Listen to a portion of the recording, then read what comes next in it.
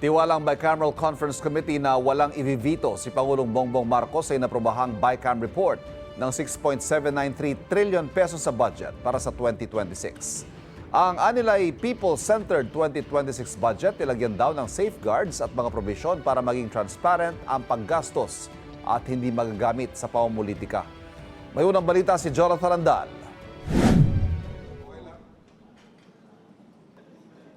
People-centered budget ang tawag ng mga senador at kongresista sa pinirmahan nila kahapon na Bicameral Conference Committee report para sa 6.793 trillion peso 2026 national budget. Ang gusto po naming itawag dito sa budget na ito ay isang people-centered budget. Ito pong budget na ito ay talagang pinaghirapan na buuin ng Kongreso at ng Senado at ginawa po namin ang lahat para ito po ay maging transparent, accountable. This is a product of the very first open BICAM in history. Ito naman po ay ginawa ho natin dahil gusto ho natin maibalik ang tiwala ng taong bayan sa ating pamahalaan. Mamayang hapon, raratipikahan na ng hiwalay ng Kamara at Senado ang BICAM report ng budget para maging General Appropriations Bill na ipapadala rin daw agad mamaya kay Pangulong Bongbong Marcos para pirmahan o di kaya i-veto kung may hindi aaprubahan. Confident naman kami na walang mavivito dito dahil very close yung aming coordination sa executive at very close yung coordination namin sa mga ehensya. Wala pong pork barrel sa 2026 budget. Dati nang sinabi ng Malacanang na pag-aaralan muna ng Pangulo ang 2026 budget kaya sa unang linggo na ito ng Enero mapipirmahan. Isa sa mga pagbabago sa 2026 budget ay ang pagbabawal na sa mga politiko na makialam sa pamimigay ng ayuda ng gobyerno. Lahat po ng types, AX, MAIP, tupad, covered na po yun. Mayroon pong prohibition sa political involvement. Hindi rin sila pwedeng maglagay ng mga tarpaulin or paraphernalia during the distribution.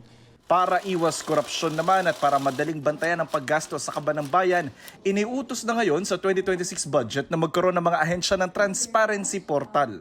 So meron po dong project monitoring, project status, nandun na po kung na-bid, magkano na-bid, sino yung contractor, ano yung actual status ng implementasyon ng mga proyekto. So yun po talaga yung main safeguards natin para siguraduhin na lahat mo ng mga proyekto ay nai-implement ng tama.